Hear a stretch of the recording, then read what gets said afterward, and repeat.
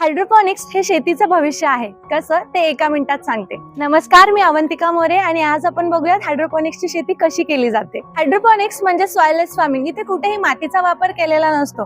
तुम्ही या ठिकाणी बघू शकता की स्ट्रॉबेरीचं पीक हे बिना मातीचं आम्ही कसं घेतलेलं आहे. ही जी आहे ही व्हर्टिकल फार्मिंग आहे आणि यामध्ये तुम्ही बघू शकता 24 प्लांट्स आहेत. पर प्लांट 500 ते 700 ग्राम उत्पादन निघतं आणि तुम्ही बघू शकता ही स्ट्रॉबेरी आपण किती सुंदर बिना मातीची ग्रो केली आहे. याचबरोबर आपण 100 पेक्षा जास्त वेगवेगळ्या पिकांचं उत्पादन घेऊ शकतो.